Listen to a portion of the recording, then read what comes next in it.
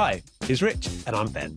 We're mates, we're both sober, and despite the hair transplants, we're definitely entering the cosy, chino-clad stages of male middle-agedom. Any Botox yet, Ben?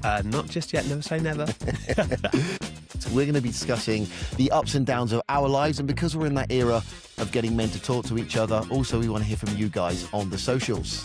We're going to be chatting about the fun of our daily lives, plus the aches and the pains too. And of course, everything alcohol-free. The good, the bad, the ups and downs, and how to live a happy existence in sobriety. Oh, we are so excited, and we're still dicking about on stage, and we're middle-aged. What's all that about?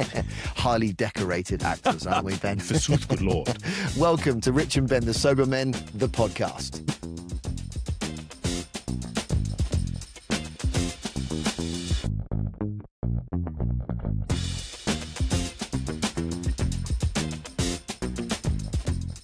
Rich, great to see you. How are you, mate? Mate, I'm really, really well. How are you? I am all groovy. Just getting over the dreaded man flu. What's all that about? No, it happens, doesn't it? When does it become flu into man flu? What age is that? Because when you're a kid, I've got flu. When you get to middle age, it's man flu. I know.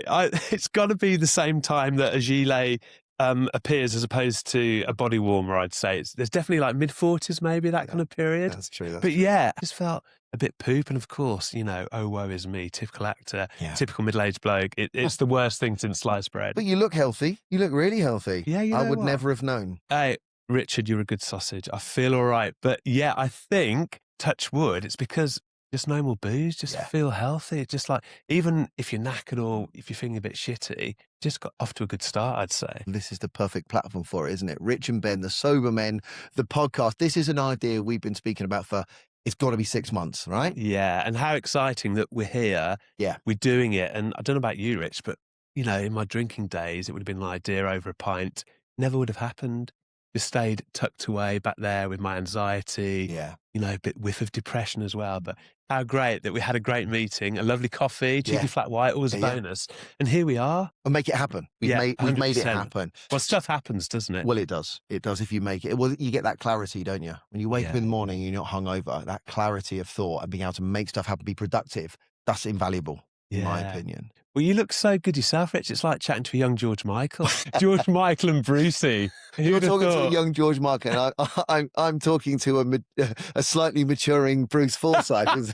Is that what you're saying? Yeah, that's what most people say anyway. When we discussed about doing this podcast, it was really interesting to me because my sobriety, I'm almost 5 years. Yeah. sober. Hey, and well done, man. Thanks, mate. Thank you. It's not easy. 5 years. No. You look great. Well, I would say it's not easy, but it's simple. If you follow this, if you follow your journey and you're ready, you're ready to give up the booze. I think it's not easy, but it's simple. But what I want to do, first of all, I want to ask you about your journey, because I was sober slightly before you got sober. Yeah. So, cards on the table. We've both had hair transplantation. Yes. Haven't we? Am I right in saying that was when you first decided to become sober? Is that what had you at that point though thought I want to become, it's becoming a problem? Yeah, 100%. And I've got you to thank for that. When I saw from afar how well you were looking, aesthetically rich, you were glowing. I was like, my God, you were looking healthy, fit, that spring in your step, that spark in your eyes, but also career-wise and life-wise, you're just on this like this forward motion, this juggernaut of success. And I knew then deep down that this is something that I need to address.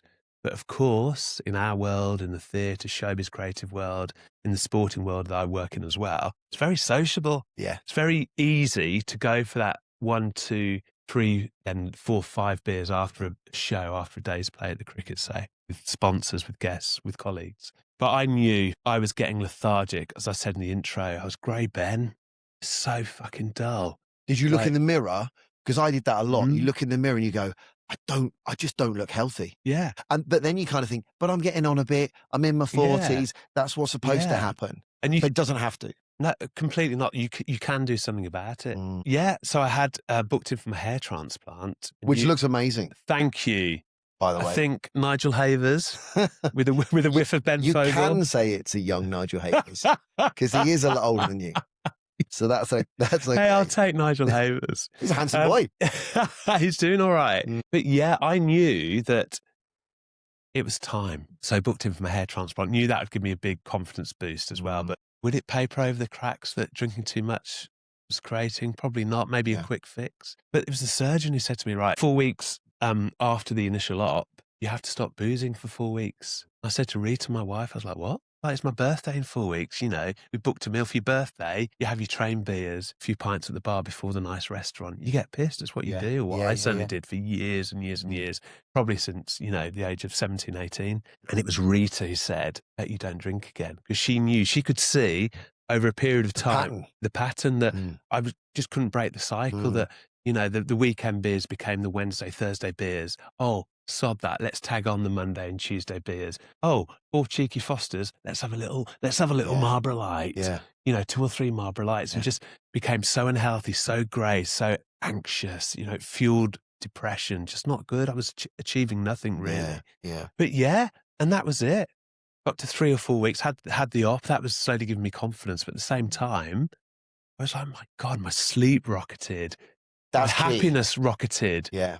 And I felt slowly but surely like a fearlessness I hadn't felt. I felt my old self. My God, it was just great. And yeah, 4 weeks became 6 weeks, 3 months, 4 months. And yeah, that was like Now, literally, and it goes quickly. it does, That man. first year, you're counting your week, your 2 weeks, your month, your 3 months, 6 months. You get to that year, suddenly the time just goes so quickly. And before you know it, you're a year, 2 years, 3 years. Well, I remember doing a post for like 2 years, and you know, I love celebrating it. Like, I'm not ashamed. I love being myself. If I'm going to say, well done me, I've done 2 years, let's post on the old Instagramicus. I'm going to do it. But that post seems like, you know, it's just flown by almost 2.5 years now. So life is so much better. I've got a great relationship, got a wonderful little crazy family that I love. And I'm just like, boo. But yeah, Rich. And so I honestly have you to thank that just seeing how you turn your life around gave me so much inspiration. That's not like make bullshit. That's for real. And that's why I'm proud that from that coffee, I think you had a little pastry as well. You cheeky sausage. Probably did. It would have been an almond croissant. The AC. See those? Oh yeah. Well, yeah, we'll get on to like my biscuit consumption later. Now there's no booze. But yeah, Rich, thank you, mate, because it's been life changing. So I've got a lot to thank you for. And like, we worked together. We did Mamma Mia, of course, didn't we? On the ABBA musical. 10 years ago now. 10 years ago. We used to share like a bottle of red, didn't we? The crew bar. Probably a second bottle of red, probably talking shit, full of ideas like this, which would never come to fruition. And I'm like super keen because I've known you from that stage, but you know, during COVID and all that period where it was quite tricky to keep a flow of people in your life, really, it was a tricky time for everybody. Just what was the catalyst for you? Just like to say, I've had enough. I think for me, and thank you for your kind words, by the way, but I mean seriously. But you've done it. Like, yes, okay, you may have seen me get sober and thought, I want that, but you did it yourself. So you need to credit yourself with that because, you know, it's you made a decision and you followed it through. And yeah, I guess that it was COVID for me. That was when the wheels really came off. And I think if I look back, because our sobriety journeys have been slightly different, haven't they? You've gone through down the app route, counting your days and like that kind of stuff. Whereas I went through getting a sponsor and doing the 12 steps, which I think is invaluable. And I can highly recommend that to anyone, whether you're an addict, an alcoholic, whatever, to do those 12 steps. It enlightens you massively. And I'm a cynical person. I'm still a cynical person, but I thought, how is a book and 12 suggestions going to help me? I kid you not, it really does. So I'm a big advocate for that. I think my addictive nature is predisposed. I think I always had it. I think that I was born with it, and I look back to my behaviors, and I can only look back on my behaviors now because I've gone through the 12 steps. It gives me the tools to unpack my life. Even when it comes down to food and, you know, eating, you know, there's a box of fondant fancies when I'm 16 in the cupboard. And I'll come home and I'll have one in my brain. My brain's going, there's another 7. Wow. Oh, I'll have one more. Oh, there's another 6. Oh, I'll have one more. And I'm not happy and I can't relax until they've all gone. And I definitely think that that worked its way into my addictive traits. And of course, once alcohol, drugs, all that kind of stuff becomes available, they're the ultimate highs, aren't they? So I think I was always predisposed. I didn't know I had a problem. I didn't know what that was. And then I reckon from about 2010 to 2020, it accelerated at a rate of knots.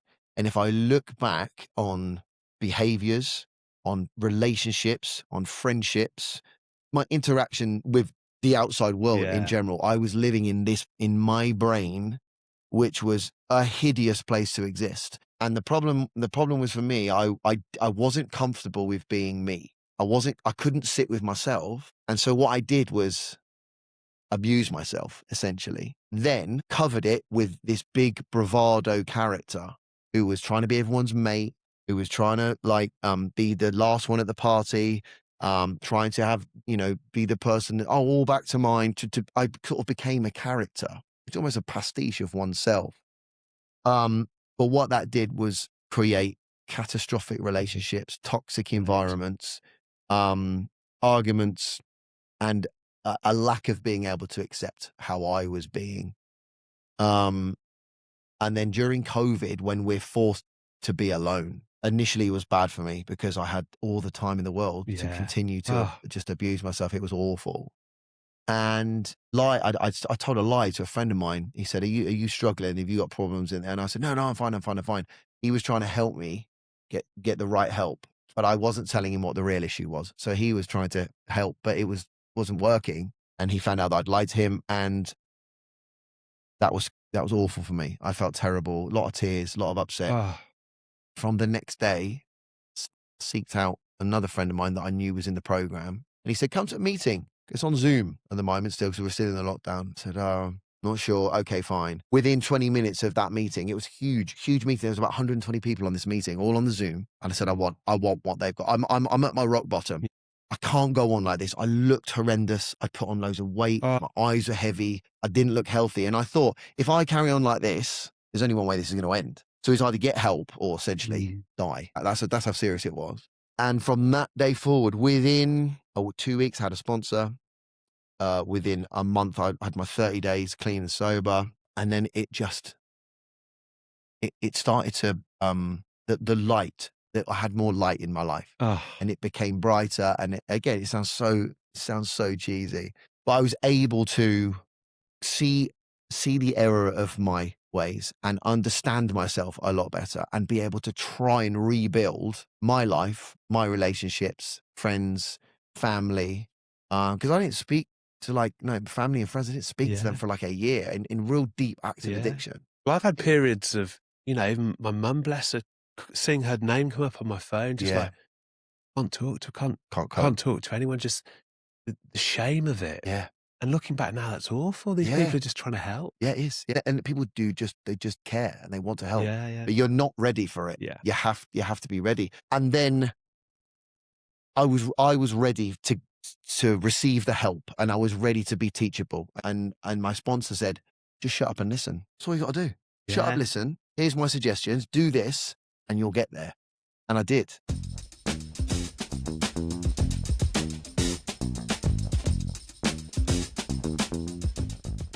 What is scary, Yeah. and I've been there, is almost when you're at rock bottom, right, that acceptance, you're almost prepared for it just to end, aren't you? Just like, I don't give a shit.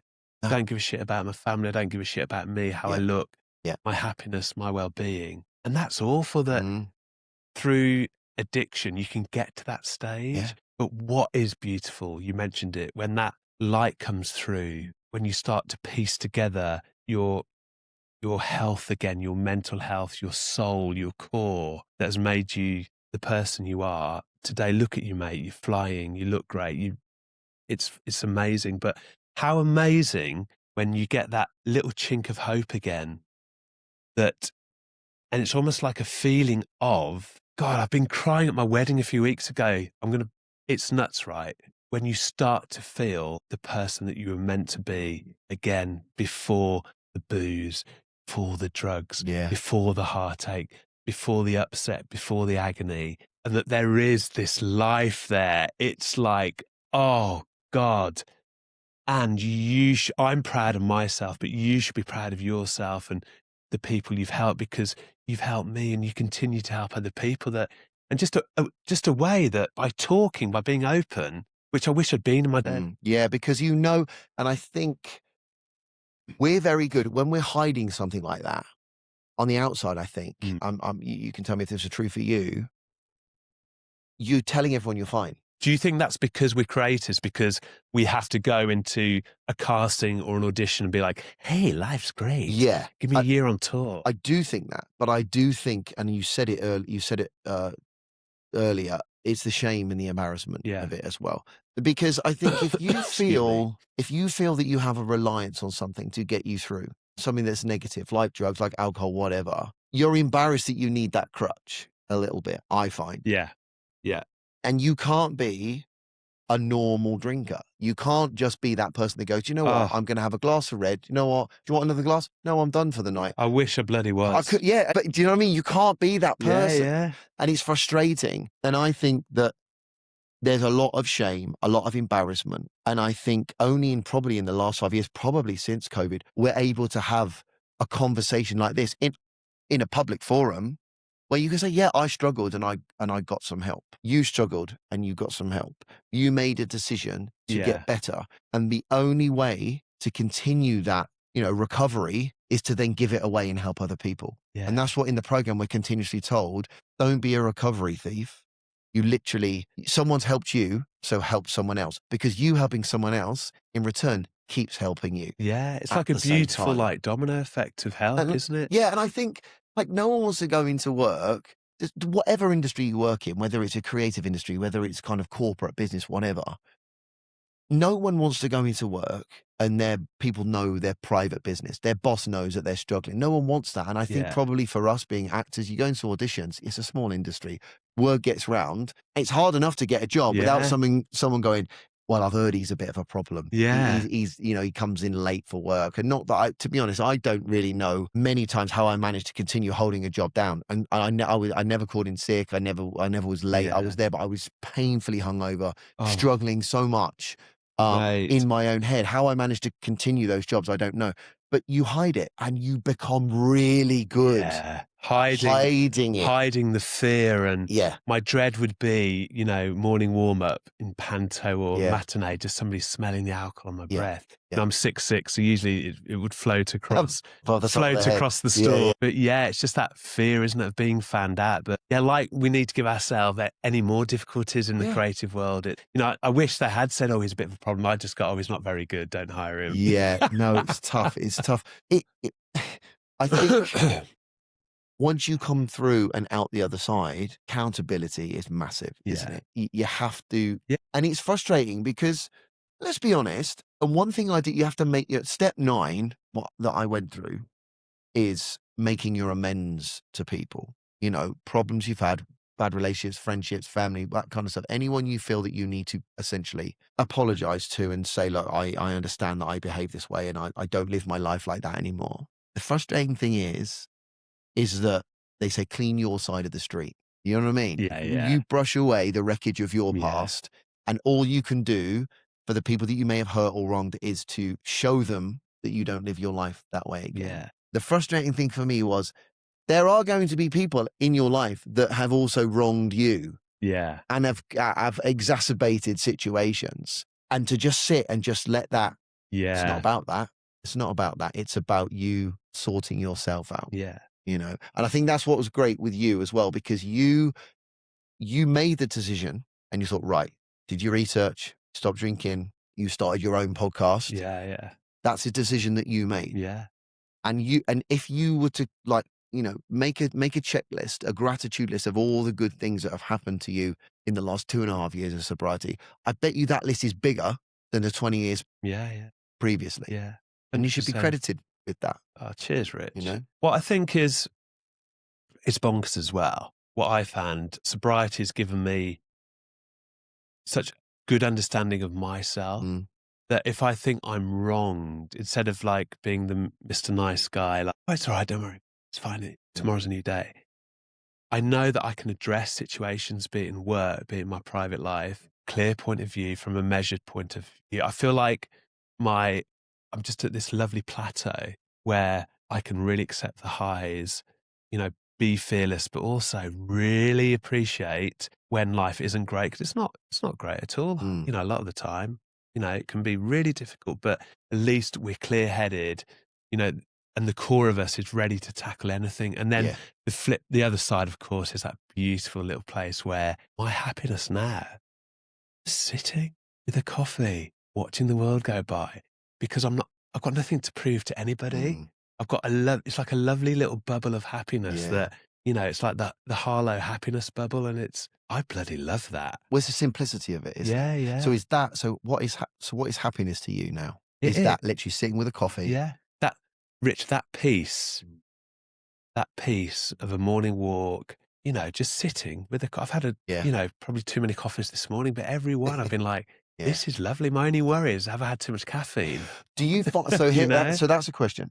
Did you find you swapped one thing for another? Have you swapped alcohol for, coffee or cake? Or Don't get me wrong. I love a bourbon. Mm. Give me a little custard cream. Yeah. A bum, bum, bum. I'm a happy sausage. You still need your treats, of course, but it's no, true. it's like I've always had my coffee. You know, maybe I do, you know, hit the biscuit barrel a bit more, but what I'm not doing is we used to have Ben's bar 6 o'clock. I even had like a beer mat printed on Amazon. Yeah. Like, what a waste of money. Oh, Ben's bar. Like, oh, I'm a fun drinker. I was a shit drinker. It made me deeply unhappy. You know, what I don't do is resort to 3 or 4 evening beers. You know, love a zero beer, which we'll be chatting about in the We will do, series. yeah, My yeah, goodness. Yeah, it's just, I can find other things to do that bring me happiness. My happiness is just be able to sit, be at peace. And like you say, take accountability. Even if there's an issue at home, previously I would maybe, you know, look for an excuse. Typical bloke, like, woo, woo.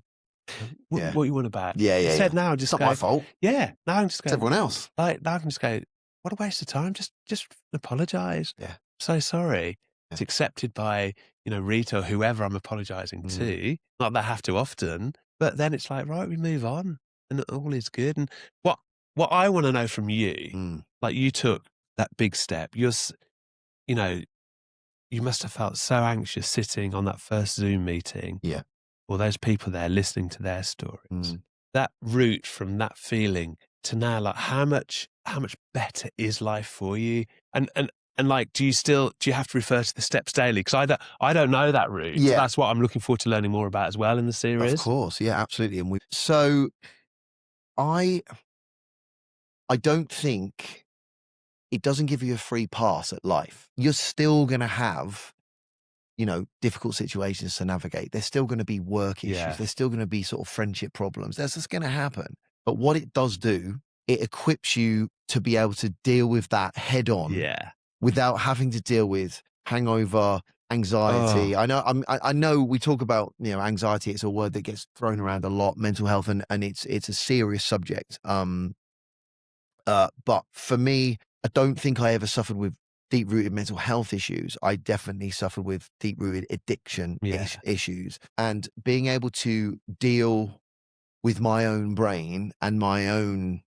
sort of life path with clarity, having done the 12 steps, that better equips me to deal with problems when they arise, because life happens. Problems, whether you are, you know, working a very, you know, you're working a hand-to-mouth job, or whether you're multi-millionaire, the problems will still happen. And when in the program they say, if you commit to this, you will live a life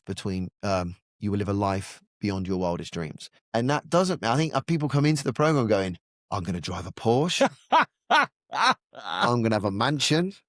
That's like me, but I want a Mondeo estate. That's it. Well, I've still got a Ford Fiesta. but I own it. It's not on finance. Yeah. And the hot rods. Yeah. And so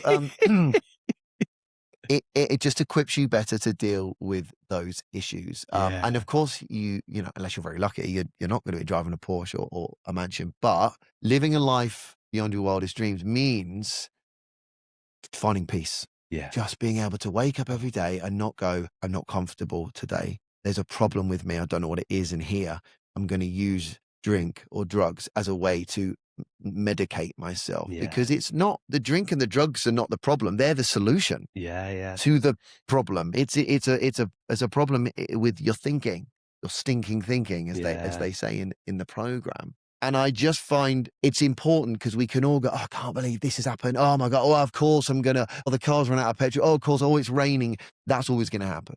But I think it's important to find the gratitude when the good stuff happens as well, just to balance it out. And that could mean, as you said, sitting with a lovely coffee, sun coming through the window, looking out at a nice view. It could be as simple as that. Accepting that, appreciating it, and going, that is something for the gratitude list. I do a gratitude list every day. Do you? Yeah. So, a friend of mine, he's now a good friend of mine, we met in the program.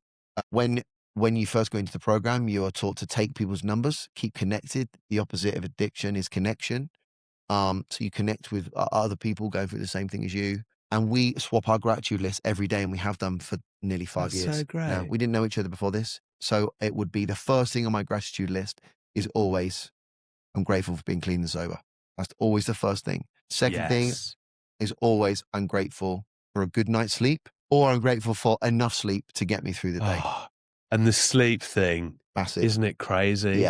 Yeah, massive. So they're like the two first things. And then it could be anything from, definitely on tomorrow's gratitude list will be, I'm grateful for us being able to have this chat and record the podcast, talk about our journeys. Do you know what I mean? That'd be things like that. And some days there might not be, you might not have done much in the day, but you're grateful that you've got a roof over your head, that you've got food on the table, that kind of stuff. And it's those tiny little things, just recognizing that not everybody has the luxury of those things. And appreciate that. Because we can all get caught up in the negative. We can all get caught up, well, this hasn't happened. Oh, I'd missed out on that audition. Oh, I can't believe it. Oh, I want to go on holiday. I can't afford it. But and it's just that negative, like the negative needle, isn't it, that can creep in. It's and like, I think, and if you're still drinking or if you're still partying, that you can't cope with that kind of stuff.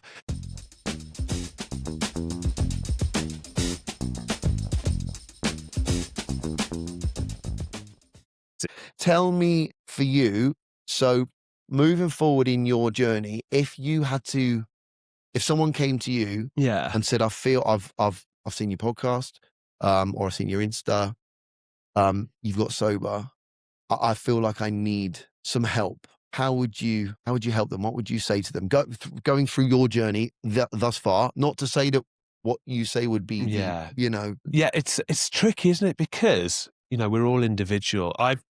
Before the years of the alcohol layered up itself onto me, I've always had a real positivity. I've always felt, it's like a weird thing, like a different to people.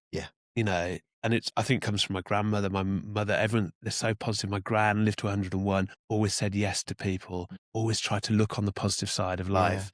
And that's easy to say, but it worked. I'm sure that kind of kick-started me. So I know that I've got, and that I'm really proud of, is that inner steel. Now, not everybody has that. And also it's so hard, isn't it? Because I'm not in the medical profession. I think I had an audition for Casualty once, didn't get it. You move on.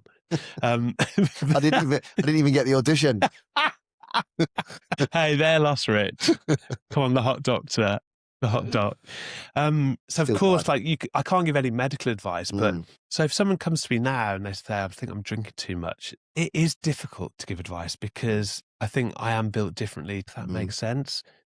For me, it was just putting the little things in place. Like I find exercise imperative. I used to run a lot, but my knees are fucked. So now it's just like a daily walk. Hey, there we go. I'm going for a walk. For your walk or my walk? When does it become my walk? So that's really important. But I just say get those little things in place, even if it's a 10-minute exercise hit. I used to say at the end of my pod, just make somebody smile. Just say hello to somebody, because even if they look at you like, I usually look back at what's Big Bird doing in Liverpool? And I'm like, morning, but it gives me a little lift. Even if nobody says anything back to you, it's like, I don't care. It's like, and often that will make me chuckle that I've just been ignored bluntly. I would say, oh yeah, not today. So that puts me on a good foot. But, it's very hard, isn't it? But if people can just remember what does make them happy and try and get a little whiff of that each day, a little hit of that each day, then And I think if they do have, and it is willpower, it's not easy, as you know, Rich, to, even with all the help in the world, what I did get help with was, people online where I'll be looking at people's content, Andy Ramage, people like that, Matt Pink, some brilliant people. Just like, God, these people are my age. I felt that. I used to feel that. I'm feeling better, like they're feeling better. So there is that community there. Yeah, there is. And just embrace that, same within the AA. I imagine that's a great community. There is, yeah. And embrace what's there. So that's what I would say. Just start with a little walk. Just move your body. Just have a moment to breathe. And even now, if I'm having a tough day, even a 10-minute walk, I just feel naturally better. Yeah, fresh air, hugely. So we're doing this podcast to essentially try and help people as well, aren't we? I think it's important if people want to send us a DM. Yeah. Ask us, what we like we said, we're not medical practitioners. Yeah. But we can just say and tell and explain what we've done. Yeah. What works for us, and that it's not all doom and gloom. We don't walk around like a couple of monks, like, hey, we're the alcohol-free gurus, peace and love. It's like, we're normal guys, I like the new MS range. Do you know what I mean? Well, it's like, I know that you do, because I saw you were at an event last night, weren't you, with your good wife? Beautiful Rita. And it's so hard because she's beautiful. And I'm always there like the tall +1. But very stylish. Thank you. Well, I went double-breasted, a little whiff of Daniel Craig, pocket square. I liked it. Thank you, yeah. That's what drew my attention, was the pocket square. Yeah. I thought, well, I did want my dicky bow that goes around, but Rita poo-pooed that. Yeah. But and we are normal guys. There's a normal life to be had, but it doesn't have to be clouded in the anxiety, the blueness, the greyness that certainly alcohol brought to my life. Do you feel the same? I do feel the same, because also I think I either heard this or I read it recently, is that if alcohol was, if it was founded now, that it wouldn't pass kind of the trading standards, that it would be safe for consumption, because essentially to excess, it is a poison. It's and crazy, isn't it?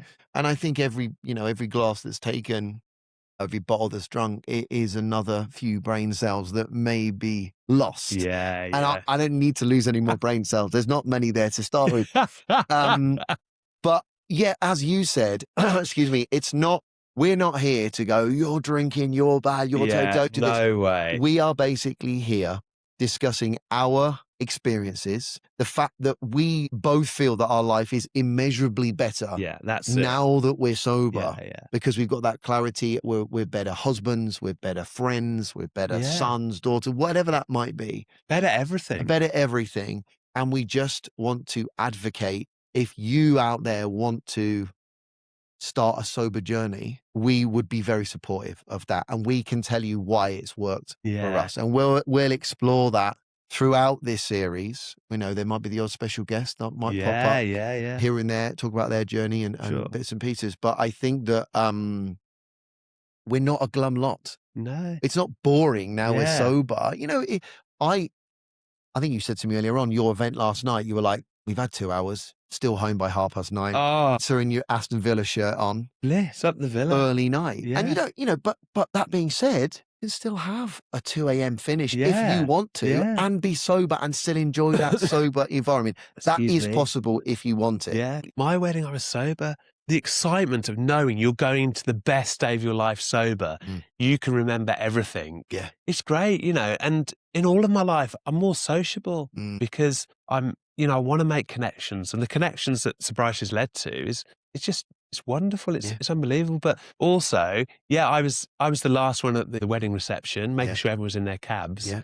First one up in the morning, bit tired, packing up the candles and the fairy lights. But you're tired for being tired. Yeah. You're and not I tired can, for anything else. can remember everything, and it's joyous. And every day is, you're such a busy guy, but we've done it. Yeah.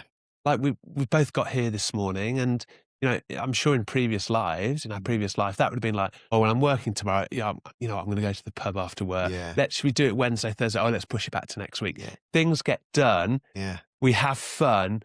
And through your support, like, we want to support our viewers and listeners and, people who jump on board with us, that we'll support you. Yeah. And it can be fun. And if you can come away from an episode or watching us on YouTube feeling, you know what? those guys are all right and feel a bit happier. Like that, Happiness is key. that It is is so key. lovely. And this is a big thing for us, I think. I've seen you when you've been having a tough time. You've heard about my sort of dark days, but through saying cheerio to those Fosters, that bottle of bloody red on the cruise ship we used to down after a show, it's just it is a gateway to happiness, isn't it? Just you're like, right. you know what, this is good. I'm happy. Yeah. And also, I am bloody 50 and I'm feeling good. And I want to give myself the best chance of enjoying my beautiful family and my beautiful life that I can, I mean, you're a bit younger than me, aren't you? But only my 3 gosh, years. yeah. I'm hot on your heels. Yeah. I do think that you get to an age. Nice leg cross, by the way. Thank you very much. It was smooth, wasn't it? I did well as well. I nearly took the mic out of my size 12. When you took your legs away, I thought that's my opportunity to cross my legs. So when we should start Morris dancing. I saw 2 Morris dancers on the street the other day. It's an odd thing. I used to know a guy. I worked with a guy once. He has a phobia of Morris dancers. Really? If he sees them, he has to run away. He doesn't like them. Yeah. How could you tell? Were they in costume or just? Yeah. It was in the town where I live, and it was late. Yeah, but it wasn't even the daytime. It was like I was coming home from work. I was commuting from Southampton, so I was getting home. It was like 12 at night, and there's 2 Morris dancers walking down the street. I thought I should have stopped and said, "What are you doing?" Like, I feel they may have had a show and they might have been out for the night. I don't know, maybe. But they were they were gentlemen of a certain age. Oh my God! And I thought, well, good for you. God, did you hear them coming? It was like no, I didn't. I was in the car. I just saw them. Yeah. Once you start to realize, and you start to question your own mortality, and you realize possibly I've got less in front of me than I have behind me. I want to extend that time. Yeah. I'm not ready yet. And there was a time, as we discussed back in lockdown, where I was like, enough. Yeah. I've made some good friends. I've had some, isn't it? And it is literally that feeling like I'm done. Now it's all different. Like life looks a lot different. And I want to create memories. I want to continue to, I want to help people, hopefully inspire people. But I must just stress, like, even though we've got sober and we have a life now that is so much more fulfilling than it ever was, I still not got it all worked out. Yeah. We're still learning every day. Yeah. I still make mistakes and still try to be, and I hate this expression because it happens. So people go, I just want to be the best version of myself that I can be. But I just want to be, I want my wife to be proud of me. Yeah. I want my family to be proud of me and my friends as well. Yeah. And then in turn, I'll be able to give that. I'm so proud of you. Oh, mate, bless you. And what is lovely is, you. Cheers, pal. What is lovely that you've just touched on there, Ricardo, is that this will be like a real cozy sort of safe space. I think the pod that if we are having a shit week, let's talk about it. I agree. Because we're busy, we'll be coming in, we might, grab that cheeky coffee before we start recording. Yeah. But how nice that we'll get a chance to sit and share problems during the season, during the future seasons of the show. Yeah. And also people who are dipping in, they can relate to that and be like, oh, hang on, that's helped me too. And talk about it. Yeah. Just get it out there and talk. So as well as the laughs, as well as, chatting and giggling about, oh my God, we're getting old, aren't we? Why do we make noises when we get up off a chair? Do you know what I mean? Not just getting up, getting down, everything. God, honestly, like I've got 2 beautiful stepdaughters now, and I swear they must be like, Ben, what is going on in there? It's like hips and knees. Yeah. And that's just brushing my teeth. Yeah.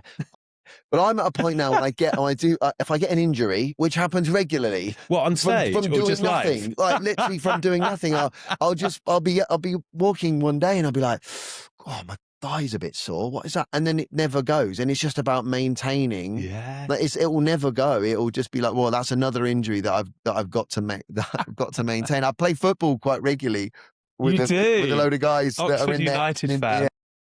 And they're like, oh, come on, granddad, you're doing all right. I hold my own, but I do get injured more than I care. God. So I mean, that's when it's just biology, isn't it? There's so much to talk about, and also what I'd love to hear from the viewers and listeners as well. Like, email in, let's hear your stories, and then we can sculpt our chat to help people as well, can't we? There's a lot to unpack. There's a lot to talk about. contact us on the DMs. Yeah. Send in your questions. Send us in your stories, and we each week. Hopefully, there'll be a little nugget of something that you can take away and go, that's made me feel happy. That's inspired me. Or also you can teach us something as well. Yeah, completely. It's really exciting. Yeah. And just seeing you today, Yeah. having this little chat. Yeah. Look, I'm happy. I'm so glad we're doing it. Yeah, honestly. I'm really, and it's so mate. nice to get to a point from an idea to be sitting here doing it. Yeah. And you know why that is? Because you said cheerio to the booze. Yeah. I agree. So I'm so sure of that. Productivity, creativity, accountability. Weren't they a funk band in the 80s? If they weren't, they should be. Let's do it. Yeah, we'll start it. We'll do that. So we're going to start a band as well.